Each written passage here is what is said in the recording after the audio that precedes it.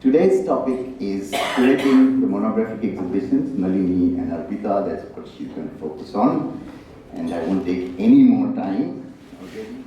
Thank you for this long introduction and invitation in the Pramit. I'm delighted to be here and see all of you. And every time that I come to Baroda, I think the heart just starts beating faster because you see so many familiar faces. You are also seeing your teachers, and you're going to give a talk in front of your teachers who have taught you. It's quite an experience. You're also seeing your artist friends after a long time, and it really feels good that one can come back to one's institution, both for inspiration and interaction and ongoing conversations. So I'm delighted to be here. I've never thought about myself in that sense. So what I do, I know I do many things, and sometimes it is overwhelming. But like many of you sitting here, I think we are all bridge builders. We try to build bridges through conversations, through our work, through connecting with one another, and really hoping for a larger, healthy art ecosystem in our country. And that is the hope that we work with.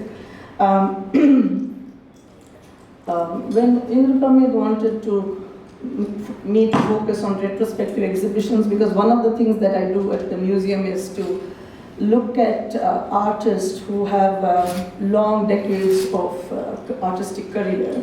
And sometimes we have seen them, through multiple exhibitions that happen in the due course of time. But we have not seen them comprehensively, and we have not seen their practice under one roof.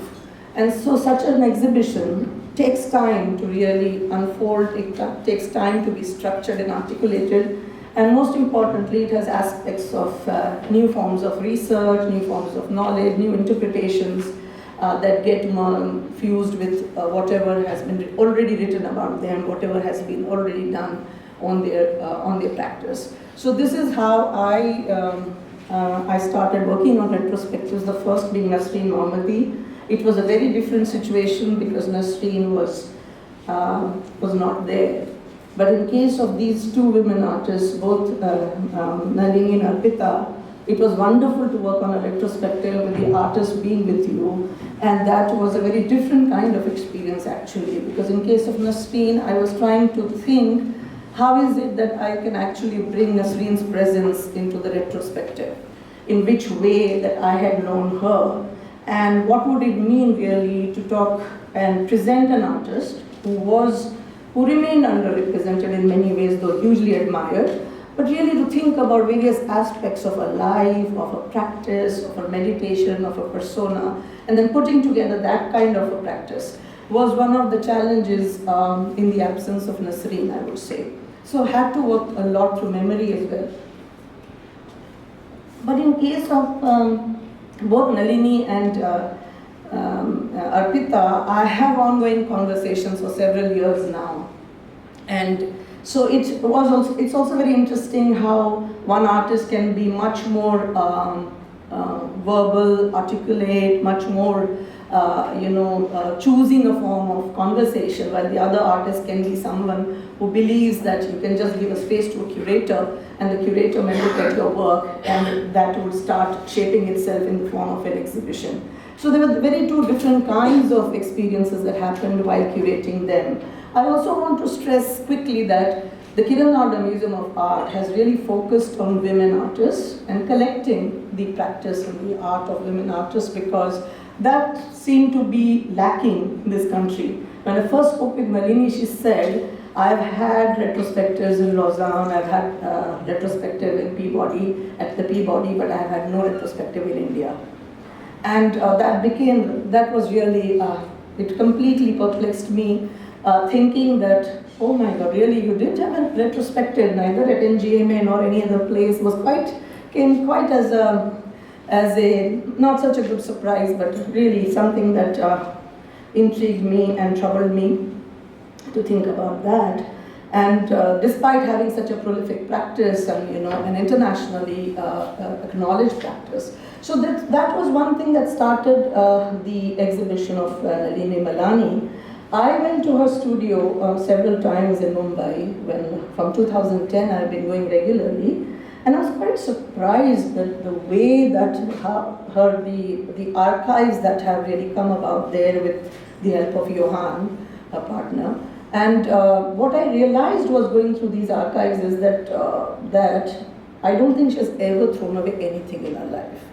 Even little bits and discards are all within the archive. And the archive is so rich and so huge that you can keep going to those archives. You see in form of letters, you could see aborted ideas, you could see unrealized thoughts, you could see sketches, diaries, drawings.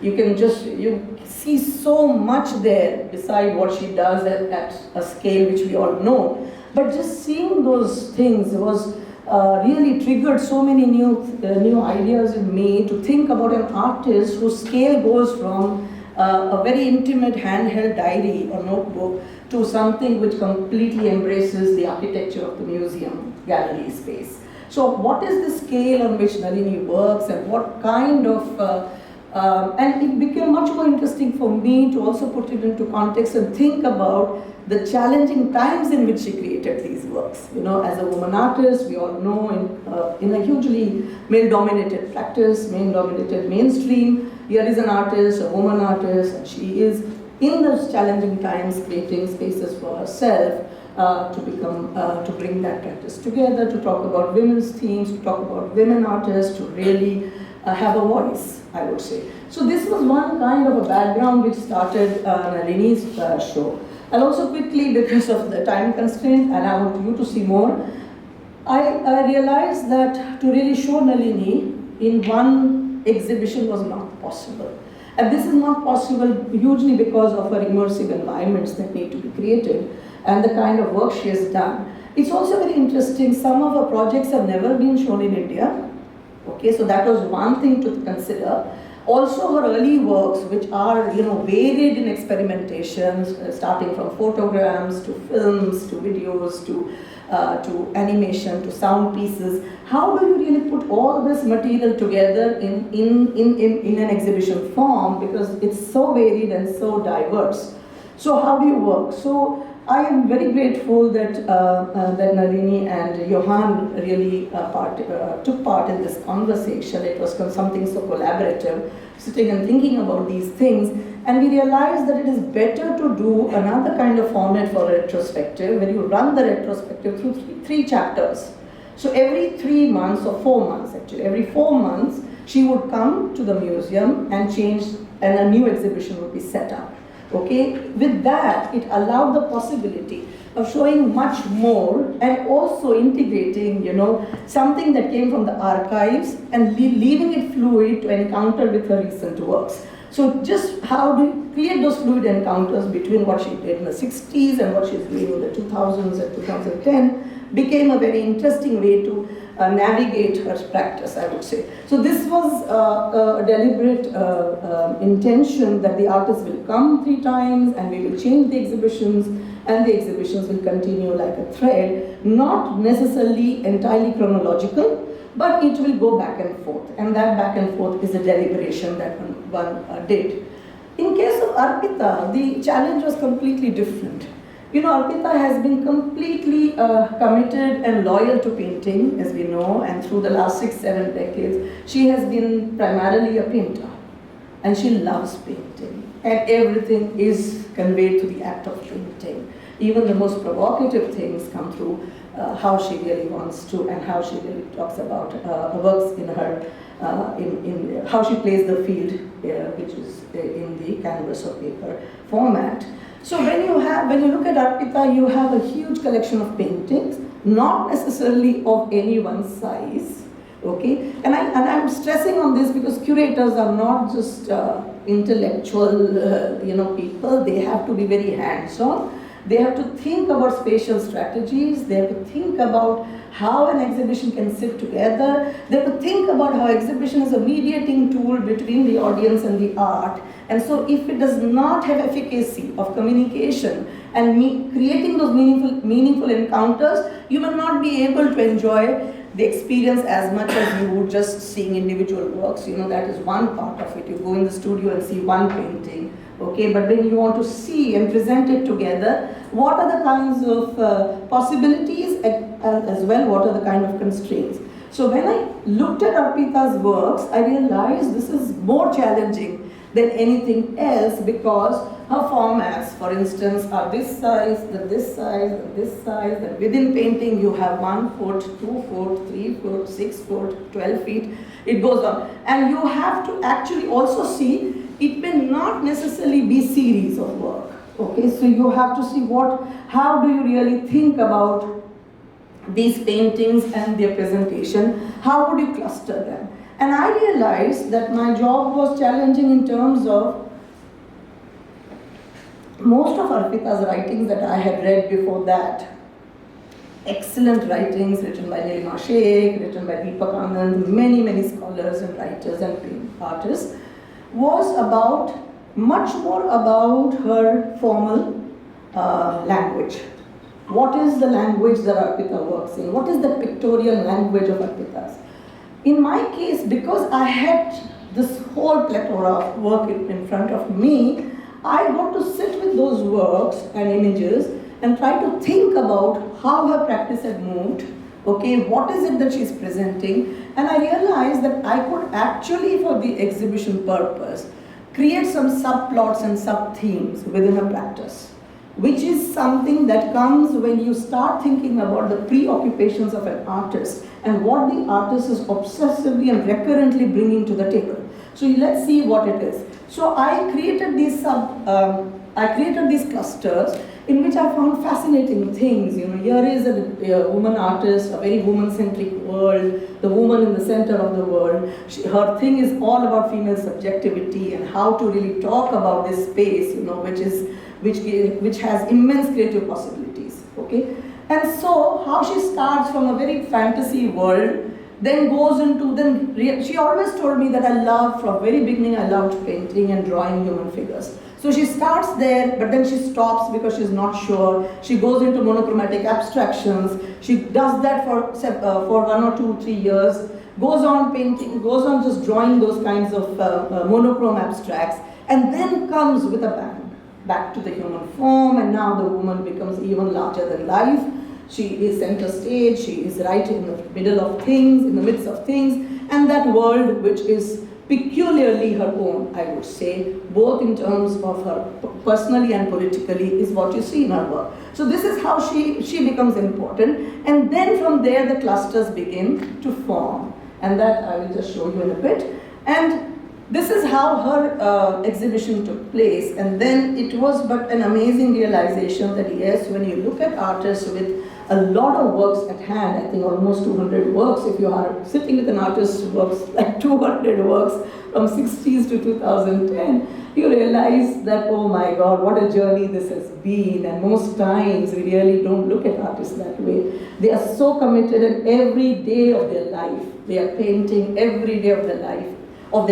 They live happily in their solitude, okay, they talk to themselves, and they create and give us what is something, what has really the possibility of looking at a better world, or a world that we need to know or look into. So I'm going to, after this, just start quickly. Maybe you can shut the lights, and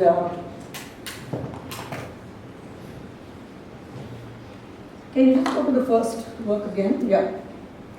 This title for me was very important, Submergence in the Midst of Here and There. And next, I'll talk about it in a bit. So these were my sub-themes, in which one I had forgotten the first one, which was about fantasy. But, so you have in the midst of things, you have abstracts, and the table is set, the city as a maze, interior spaces, home and the heart, men in black. Okay?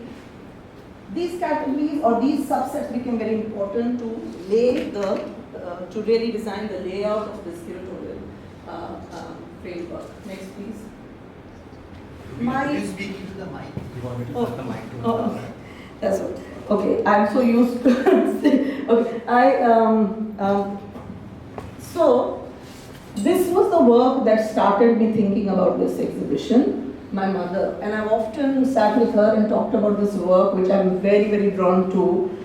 Something that cuts diagonally from between, and there is a street there, and her portrait of her mother, which she has painted several times. But there is conundrum and mess and many things happening here. And when I spoke with her about this, she said, I don't work the way you think. My themes are not ready and preconceived.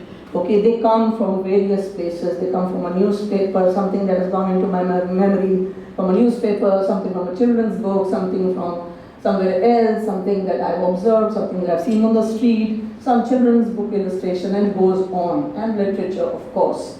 And this was when the Assam had faced some problem, and on India Today cover, there was a image of the Assam political problems, and there were just dead bodies of children lying on the road, wrapped in white cloth.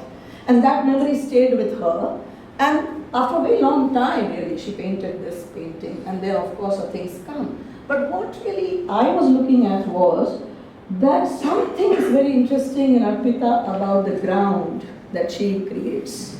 Okay, because you will see half bodies, partial figures, fractured views. You will see so many things if you start looking, that everything is just, it seems like it's about the half-buried truth almost. Everything, there are camouflages, there are something that have been buried within the ground, there are some things that she shows, something she hides. This camouflaging is always there in her work, and that became really the submergence of things into the pictorial ground for me became very interesting to look at. Next, please.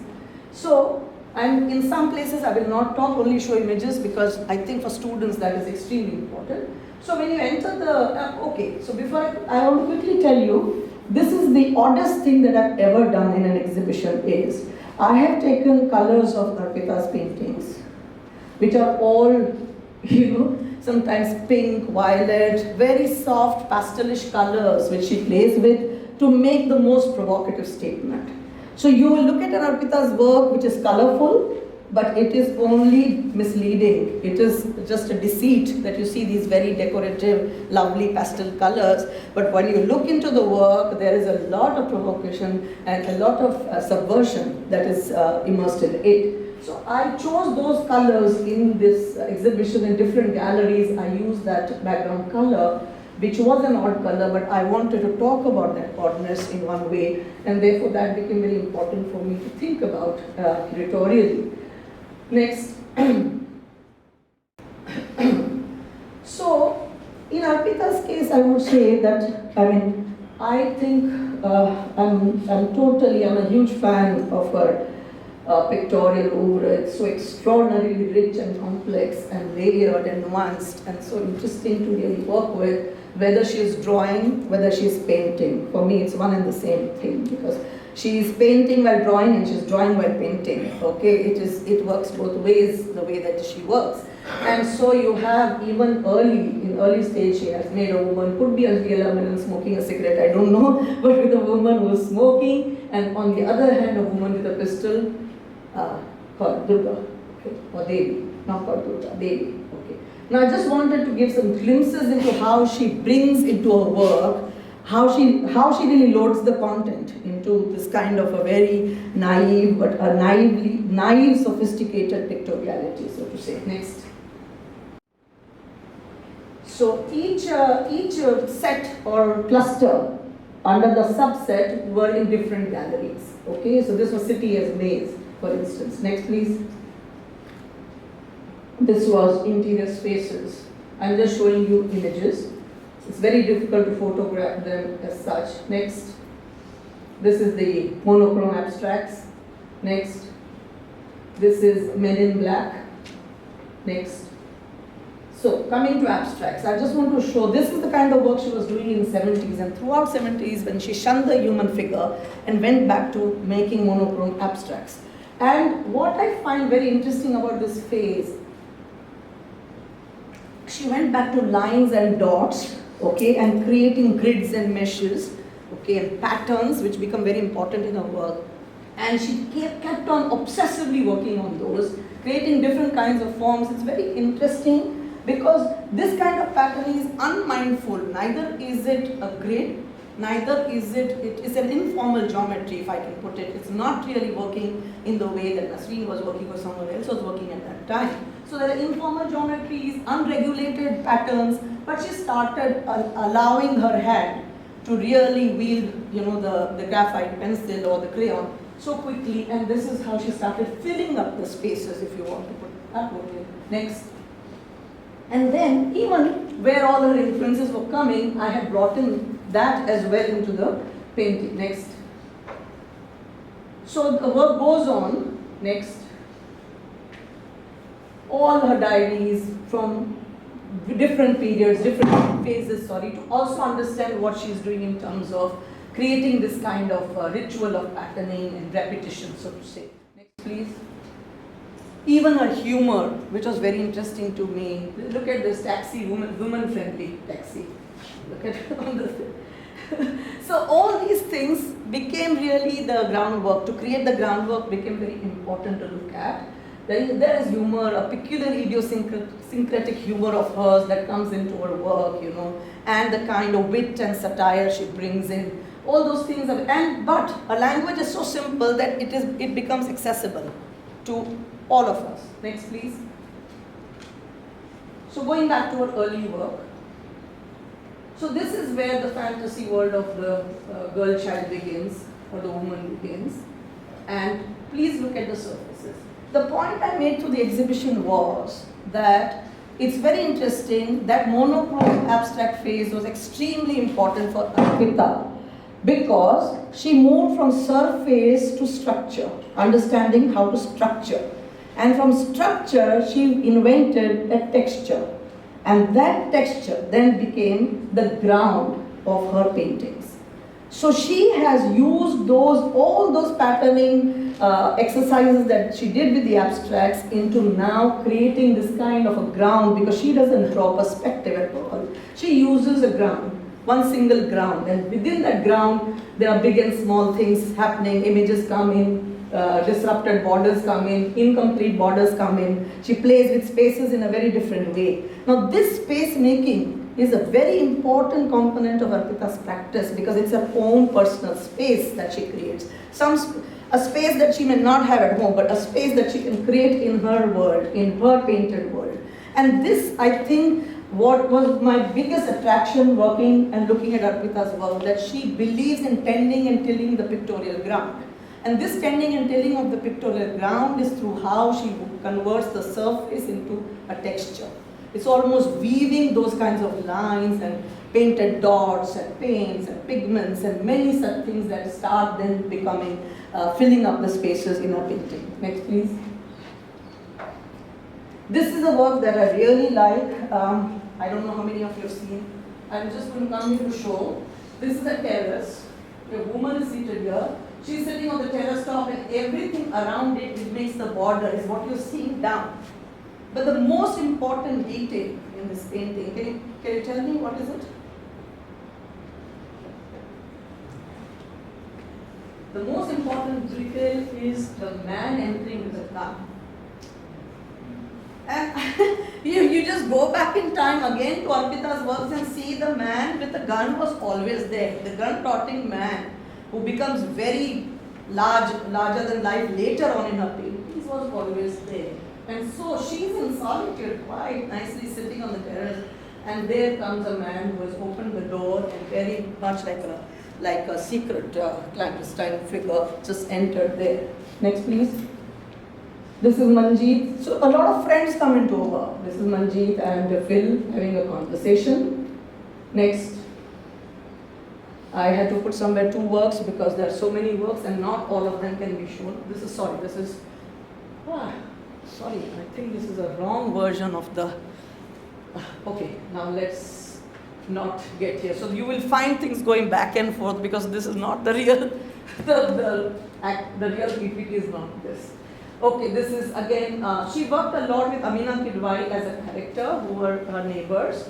And many of these figures from, neighborhood, people who lived around, who were people whom she had conversations, whom she observed daily, become important in her paintings. But I'm still emphasizing, look at the structuring of the painting, the compositioning of the painting, how figures can float, how little daily things, the domesticity of her of her spaces, curtains, beds, tables, chairs, flower pots, everything become and occupy a space.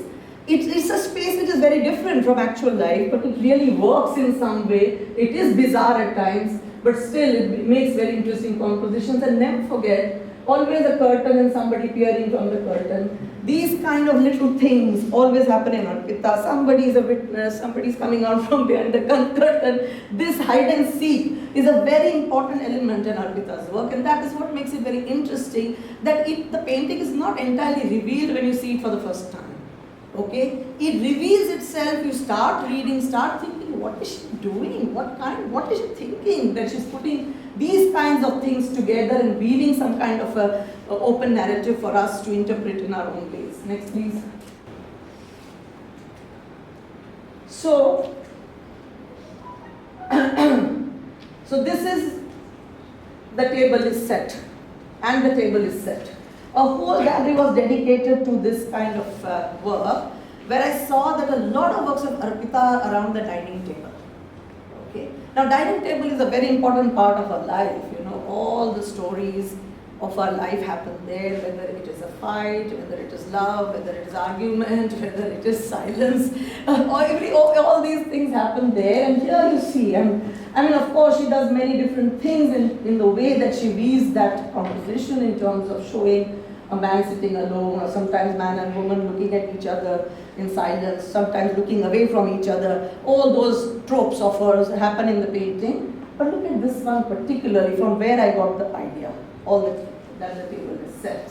You have a party going on, it's a very sumptuous meal, everybody's enjoying, talking, and there is a naked, nude woman sitting there, tired, exhausted, and not participating, not looking at what is happening there. She has turned away from that whole celebration and party because she is already exhausted doing the household work perhaps. She is exhausted putting the meal on the table, whatever it is, and it is very intriguing. Everybody is dressed. This woman's vulnerability comes through because she is without clothes and she is really not anymore participating. So there are many such cues you get in Arpita's work when she is thinking of showing a simple thing like a table where a meal is taking place. Next, please. So by the time you come to the table is set, you start seeing gradually the city come into Arpita's life. Okay, from the domestic spaces, she has moved on to the streets and the city, and the city really becomes very overpowering. And once I remember, I don't have the image of that work I had shown at Brandeis. The painting is called "Stop Ringing the Bell." Okay, and she has repetition of a woman figure in that space in the painting. And she used to tell me that my studio is on the 3rd floor. I'm alone at home. Every time the bell rings, I have to leave my painting, come down 3 stairs, courier wala, bhaji wala, this wala. She got so tired of it, and she painted "Stop Ringing the Bell." Okay, the painting itself is called that. Now, one important thing that happens in Arpita's practice is the use of words or text.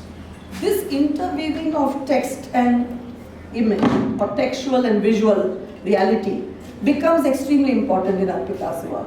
Okay, and Arpita starts to weave it in a very intelligent way, and I've seen a lot of work of hers where she uses sometimes a word, sometimes a phrase, sometimes a line, okay, and sometimes just alphabet. They just throw it around, B, T, C. You have to try to figure out how you can read this. Okay, so there is a very puzzling effect of the way that she uses text. It's not like Nalini, where Nalini uses a paragraph or a text for Cassandra, from let's say from Woolf's book or from a novel. No, Arpita's text is actually, it's like if you're painting a hand, similarly you're painting a text.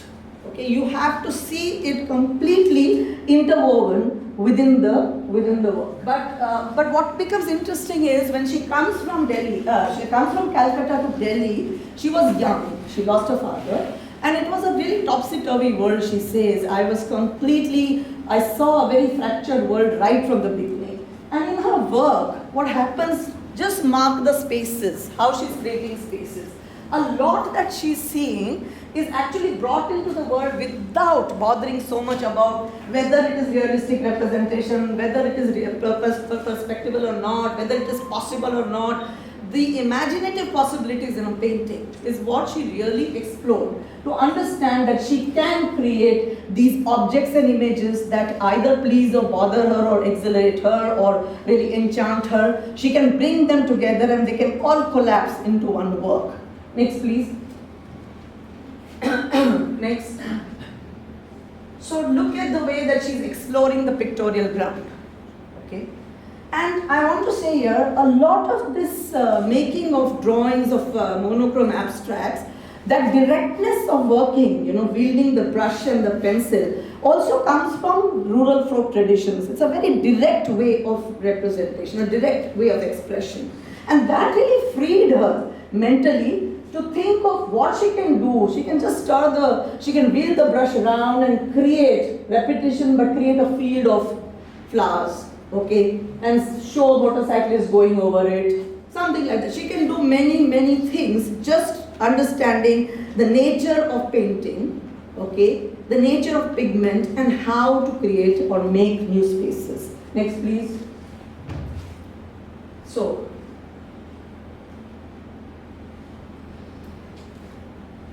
next. Next. Next. Okay. So city as maze. So the canvas expands now to bring in the city, bring in the streets, a lot of unrest and social disquiet that was happening then in Delhi. Many times artists have talked about what happens in the street and how disturbing it is, And the newspaper and TV images have already invaded our private spaces. So what is this private space which is invaded so badly by such things, and how do you deal with it? So then, what I see now is this ground is becoming even more nuanced, even more layered, as if a lot of truths are buried with it, And so the ground goes thicker, it helps to hide things, it helps to push things inside, bury them under the ground, okay? And then create this kind of a conundrum and commotion which is there. I always feel that in case of Nalini, while I talk about Nalini's this conundrum and this complication and confusions and all this commotion is outside the space, in the outside space, actually in the physical space. In Arpita, I feel it's all inside. She takes you inside the painting. It all comes from within her inside space. It's all inside, and even in the work it is like this. It's contained and it is brought in a very different way, but the commotion is there, the disquiet is there. The unfolding of a spectacle of this kind of a disquietment is very much there in her work. It is unsettling if you start looking at it. That's why I say the colors can be a distraction, but the colors, nevertheless, don't really, the content is very, very provocative, very, very strong. Next. So then maps come into her work and she's very fascinated. She collects storybook maps, children's maps, illustrated magazines. She says, I never go to sleep without having read 2-3 magazines, even today. Okay? So that kind of it's not always about painting or what you see, it's also about what you gather and start visualizing in your imagination. Next, please. Delhi city, of course, the city she has been living for so many years. Next, please. Next. Okay, you have to go back. I think I'm going to talk. Can you go back 2 slides? Yeah. Next. Next. No, the other way. Sorry. This is called Lollipop City. And I'm just going to quickly draw your attention to this painting, which I really love. You see the growing presence of men. And it is even stated somewhere, 57 men and 12 women. Okay, see on the left border. Okay, 56 men, 12 women. That is what the city looks like. All the public spaces are just full of men, according to Arpita. And then she brings in this Delhi map where you have all the celebrated monuments, even if they're crumbling, they're there, so you have, these markers of democracy and markers of national identity, history, all of that. And the map goes on with, what first thing you see is there is no space left, okay? The space of the city is actually shrinking because of the map is growing denser and denser, and the city is actually getting lost in so many things. But you have the cloud of the Yamuna river, and then the pink clouds and the plains that are going left and right and center all the time. The sun, of course, is a little bit there. But you start seeing this thing, and then you see an auto rickshaw guy or a cab. I think it's a cab.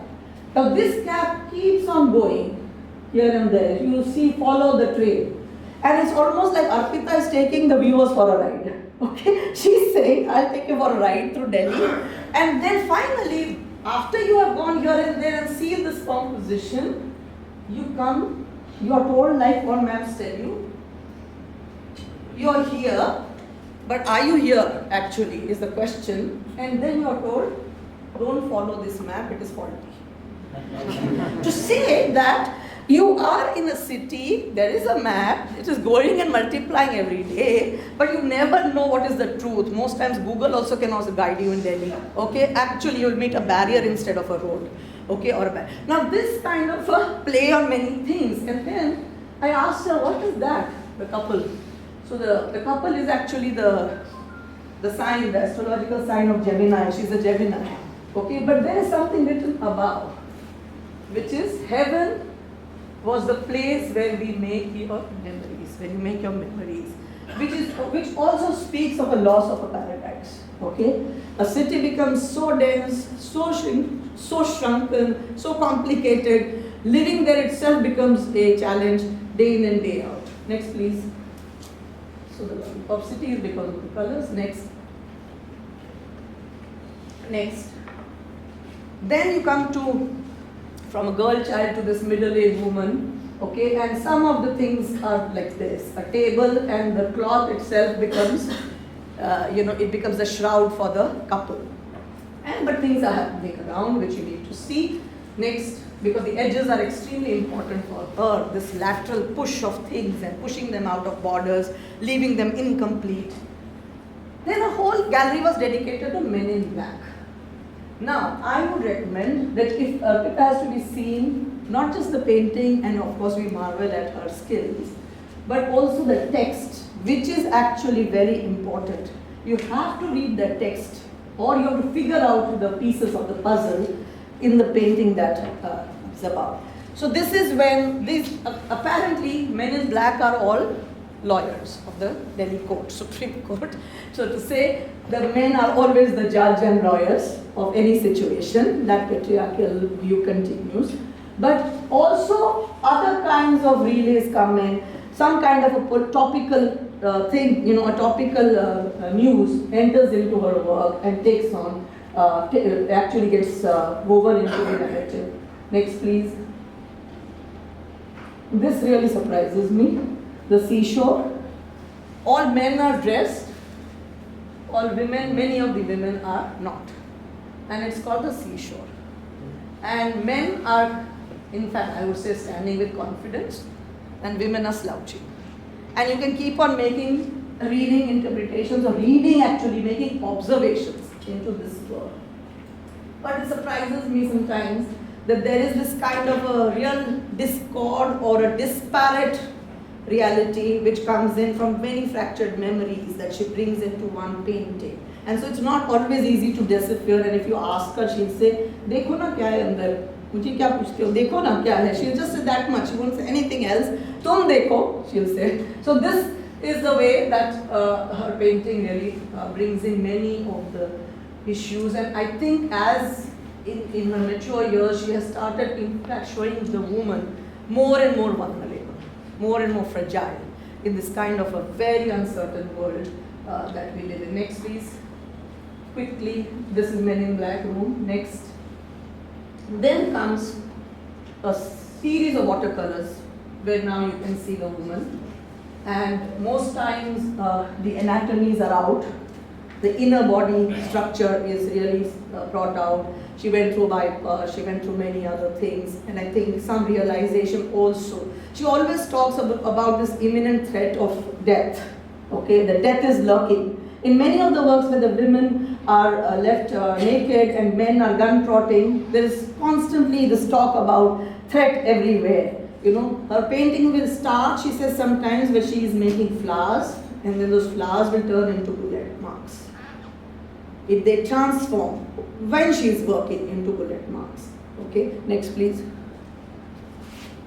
This is security check, and this was that when she was traveling to America, she saw a very sad, a very tragic thing happen at the airport where a woman who was pregnant was told to strip so that she could go through a security check.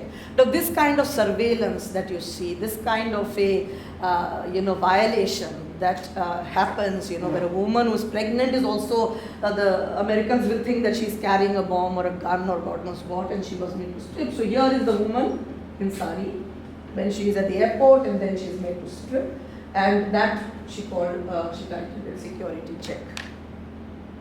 Next please. And things continue. Next. And finally, I'll take 2-3 minutes to talk about this 2015 to 16 work, which is a huge work in the exhibition. This was a work that Kiran had actually commissioned. In fact, most of the works that you have seen in this presentation are from the collection at KNMA. This work, so she said, I don't have any idea. So Kiran said, okay, you take 3 years, 4 years, 5 years, but make a painting for me, okay? And she worked on this for 3 years.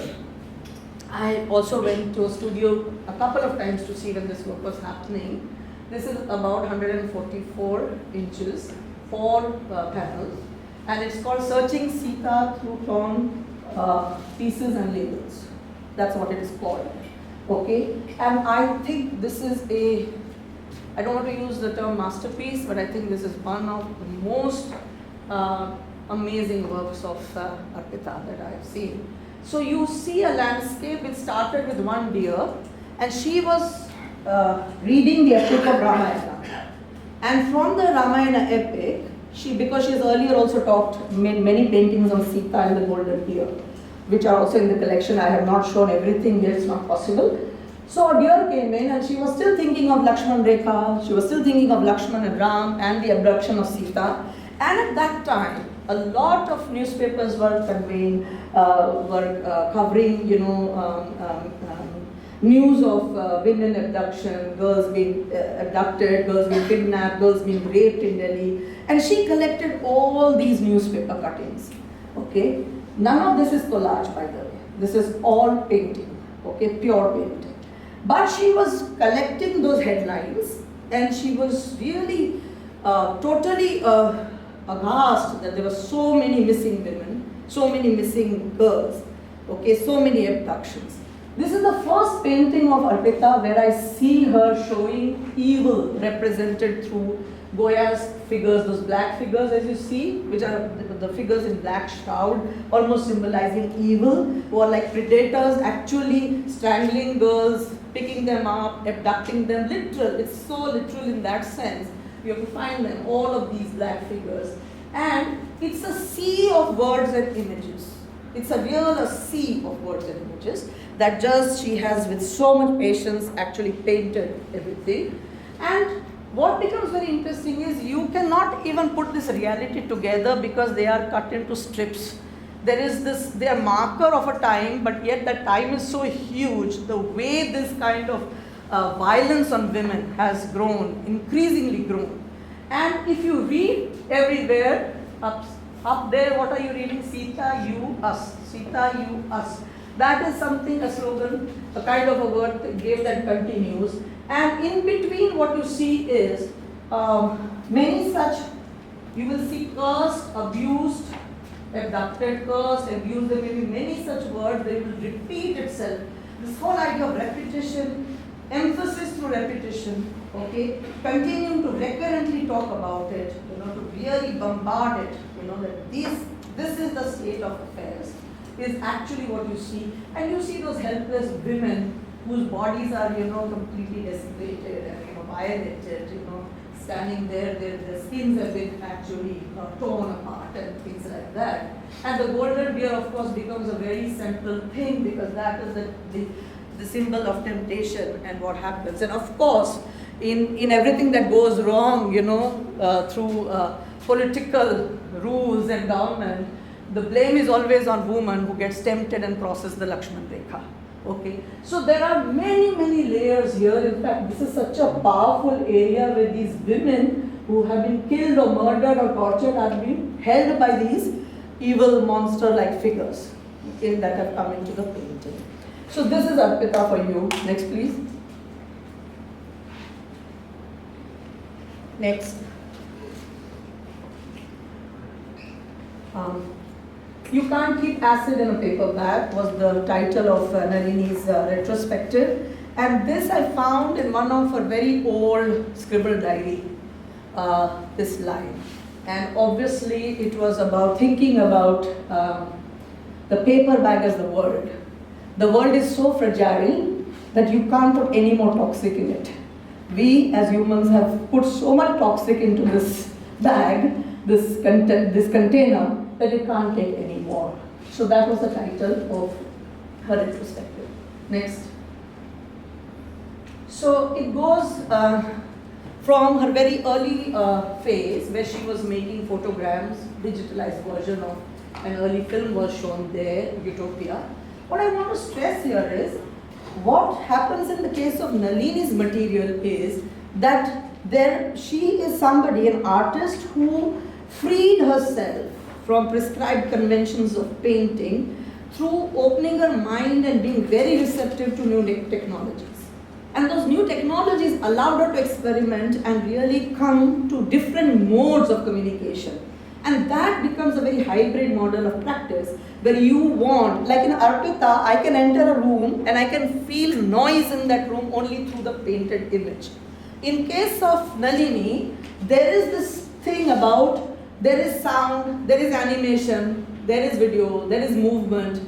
There is so much happening there and you have to plan all that in the execution of your curation. How do you do that? Because the scale is different and also the inclusion of other extrasensorial things becomes very important a consideration. So what do you do when the artist as early as in 60s was practicing technology or was drawn to technology, I say. The technical apparatus is constantly being experimented with. And what I find very interesting then is that in case of Nalini, the whole idea that women were silenced for too long and I should give them a voice. That voice is so central to her practice. She uses her own voice for all the women who were not given their voices or whose voices were not heard. Whether it is Cassandra, whether it's Medea, whether it is Sita, whether it is Alice, whether it is anyone else. So her early photograms, of course, you know photograms, they are photoless photography. And this was the time when Nalini and Nasreen worked together, in Mumbai. Padam Seth set up a studio. And there was this residency. And she says that she got so interested in learning about light, learning about how to make a negative, learning about solarization, learning about tonalities. All these things that she learned in the dark studio at that time, in the late 60s, became extremely important because I would say, now when I've looked at the oeuvre, by presenting it in a curatorial form, I realize that in Nalini's work, what is most important is the spectral quality of her work. It is spectral, it is flickering, it comes and goes, it has stains, it has smudges, it has erasure. It has all those things because she is not building on the surface like Arpita. Arpita is constantly building surfaces so that things can go beneath it. But that's not happening in the case of Nalini. Nalini is using immersive environments, creating those immersive environments to really not just have you look at the work, but actually make your body respond to those spaces as you walk into that work. She also works in a way where seriality and circularity is very important. Sometimes the work spills into multiple works, sometimes spills into a circularity of works, and therefore you have to plan those spaces in a way that you can actually, it's very important to think about how you will navigate that space and how you will also keep it open and fluid. So you can actually allow people to really think. In this retrospective, I showed 3 of our very large immersive installations. One was Mother India, the other was the transgressions, and the third was media material. Okay. In all the 3, the challenge was, I was told that when she made, when she actually planned Mother India, she could not show it anywhere in India because the technology in India did not support a 5-part, a multiple part projection in the way that she wanted it, because it's 15 meters long. Okay, so you can imagine to be able to take you through that, run you through the curatorial thing. So in that situation, you go through photograms which are talking about Holocaust, they're talking about, in fact, what I find very interesting in Nalini is also that she of course is somebody who revitalizes the feminist position in India, and she works from that vantage point, but also that she's also very interested in looking at the conflicts in a globalized world. So the field opens up to bringing many such encounters and many such complexities, so the complexities are extraordinarily woven in her work, how she, and with magnitude of some kind, whether it's mythology, it's something like an artist who is interested in a topical consciousness, alongside with rethinking history, mythology, all of those things, and then making those crossovers, both in medium and in content. How she makes these crossovers are very interesting to me. And this is what I wanted to highlight in that in the exhibition, that how do viewers look at this? How do they get drawn into this vortex of film? I won't say that Arpita's work does not have excess. It does. But in case of Nalini, the excess, as you know, is so much, and the simultaneity of seeing so many things in different mediums also makes it more challenging. Because you have 5 projections, which means you can't look at one projection because there are 5 projections happening. And so you are actually entering a space where the consideration of duration and prolonged interaction becomes very important. I can go into an Arpita's room, look at a painting and decide I'll come back here and I can go away. In case of Nalini, if I enter an immersive environment, I can either enter the dark space and leave, that is one thing, but if I enter, then it is there on the viewer that it does demand a prolonged interaction. So you have to actually, you can't miss it, that you will also look at a TV monitor, you will also look at some book, you will also look at the mylar cylinders, you will also have to look at shadow play happening, you will also have to look at the shadows on the wall and what they are throwing there. It becomes this kind of a space, as I call, a kind of a vortex, a vortex in which you psychologically have to get immersed, because that is the environment she creates. And I call that a spectral experience, because everything, some of those things are so ephemeral. They come and go, sound and light, in terms of that. This kind of an environment which she creates invites that kind of, it puts a onus on the viewer in terms of what you can get and take from it.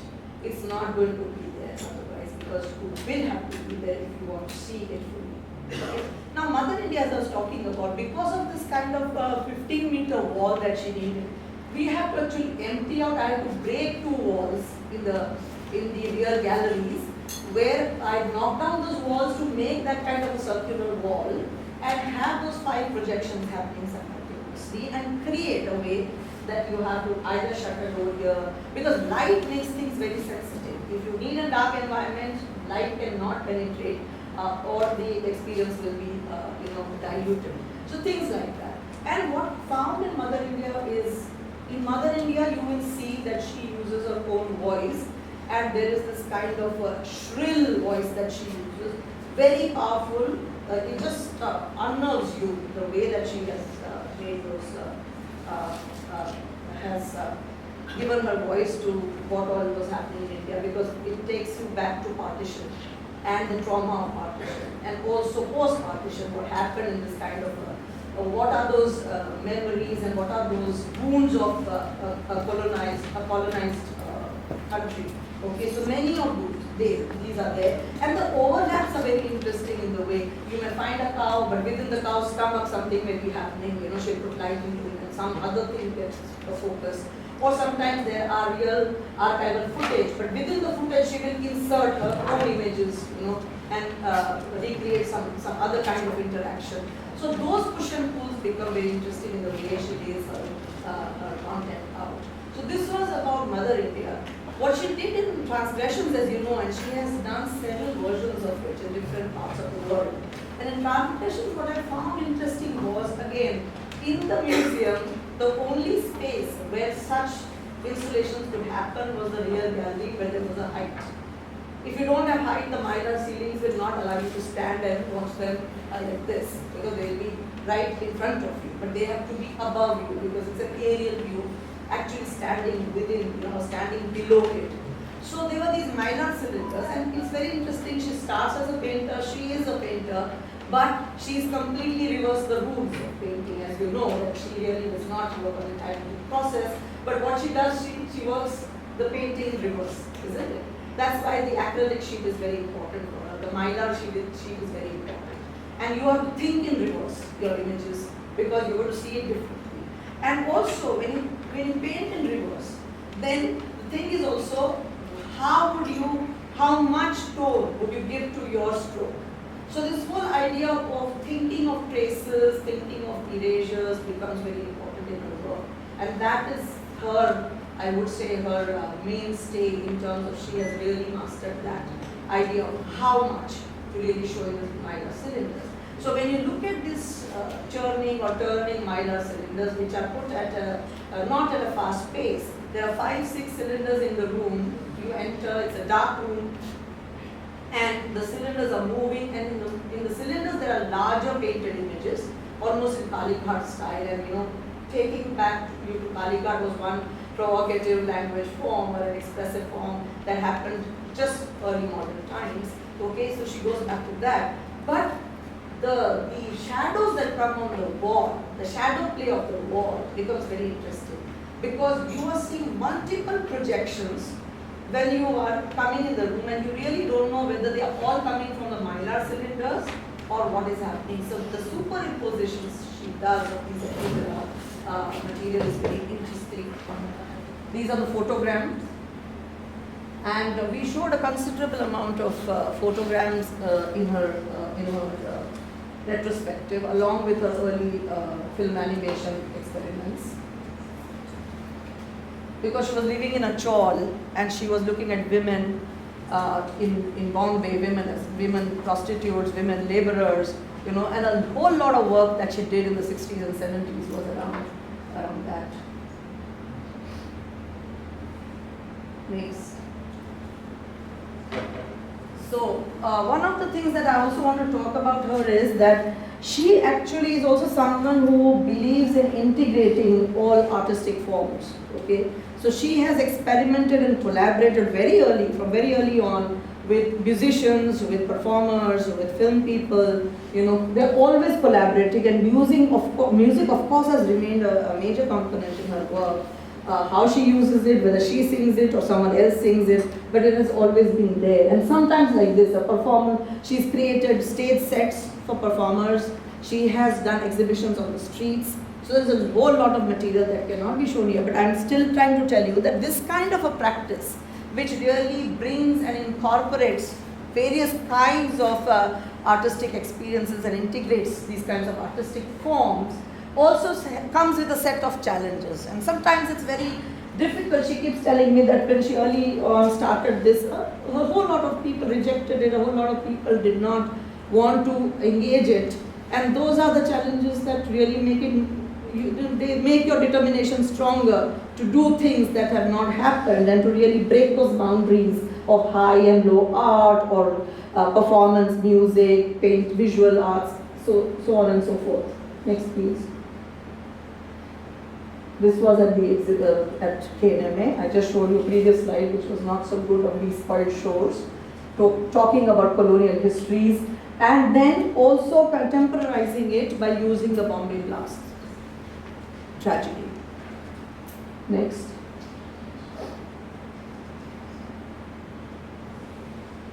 Next.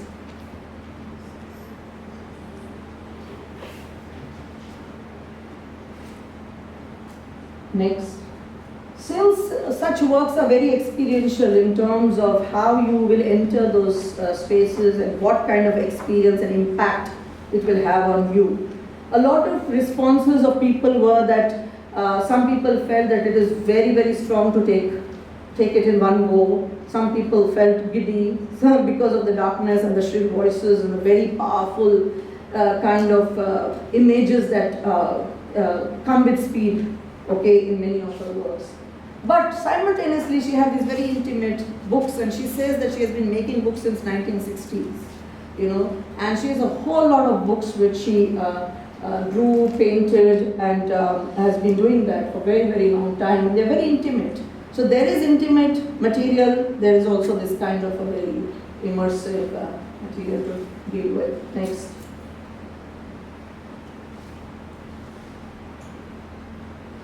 Next. So there were also such kind of representations in the exhibition where we had to create spaces like a small house form inside which you enter and sit, and then you see the material and performance, and how she was betrayed by her husband, and then how she planned to kill him and take revenge, and then those revenge stories are fused with other kinds of betrayals from the nation, from caste, creed, many such overlaying, layering happens in the work. Please. An accordion book.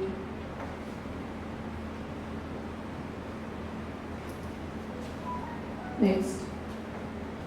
Game pieces, 2003. This is when she started using the Mylar cylinders.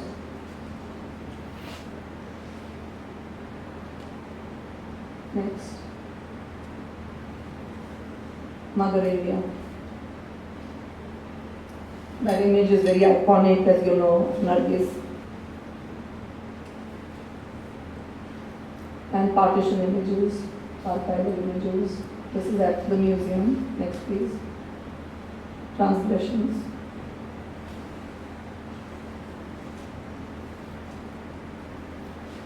Next. And it changes colors all the time. So you are in this kind of a sea of images. Next, please.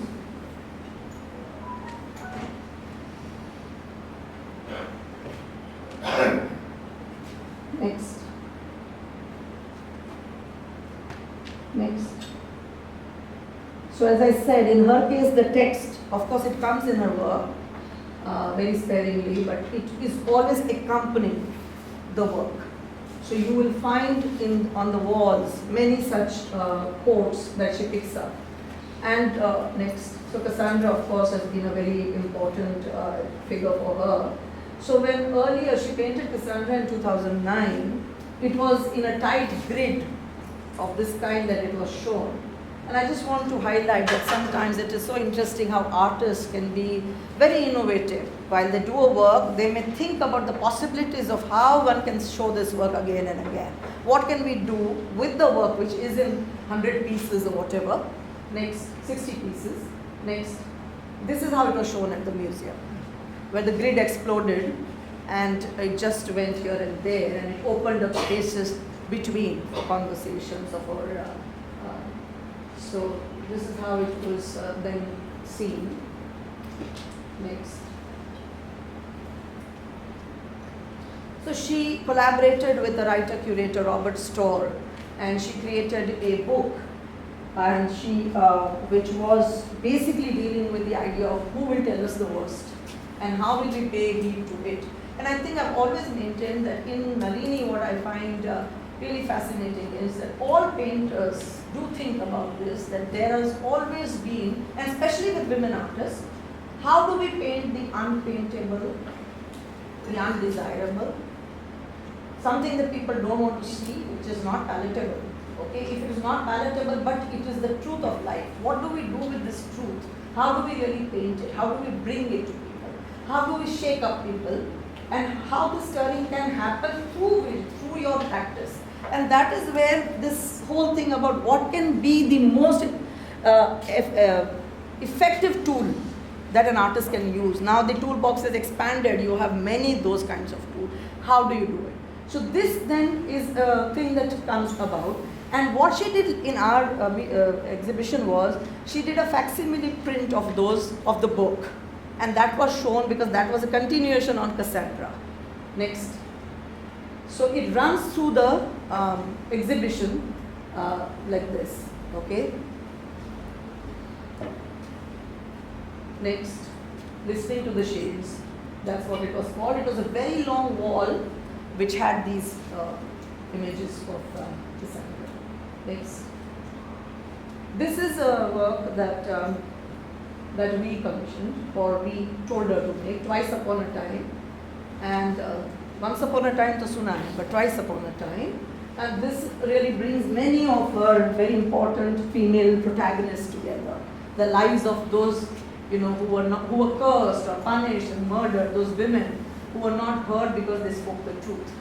They talked about this world being disintegrated and how important women's voices are to really heal the world or keep the world together. So this piecing and disintegrating. And this is what I'm talking about in her also, that when I look at her images, when I look at Arpita, and these were not two exhibitions I did in comparison or anything. Now when I am in retrospect, when I was working on this, I realized in Arpita, it is so much about making the pigment massy, thick, making the material stand out. In her, it is so much about dematerializing it. So she dematerializes it, immaterializes it in different forms and different ways. Okay. So the stains, for instance, the smudges, the traces, the mess, all that is art of her way of painting. Next, please. It's a very big work. I'm just showing you because it's not possible. It's one whole big room like this in which you have these 12 or 13 panels. Next. And at the end of the third chapter, like always, she does this a lot. In Pompidou also I attended her Asia performance. She paints on site, on the wall, one of the walls she decides. She brings her charcoals and she stands the whole day, and then she painted the mutant, one of the mutant. And what was very fascinating was, she was coming several times during the exhibition because of talks and conversations and things. She asked the security guards to do the erasure performance with her. So the Kiranada Museum security guards, who were always watching her with so much intimidation in one sense, in the way that she was this figure, had to actually come close and rub off this female form from the wall. Okay? And they were so hesitant, and they were reticent, and they were like, what? And it also makes you think, why the security guards? And it was an interesting conversation to think that the security guards were the protectors of our work for 1 year. And the protectors become the destroyers of the work also. Okay, so when she told them to actually erase, they did not want to touch the breast, the drawn breast of the female form. It was an amazing performance because they were waiting, looking, and then they kind of thing. But the interesting part is, every time she does an erasure performance, she always asks somebody who is who's watching that work all the time, to come forward and do the erasure performance. Next, I think this is the last slide. Yeah. That was the figure finally when it was made, and then erased. Thank you so much. Yeah.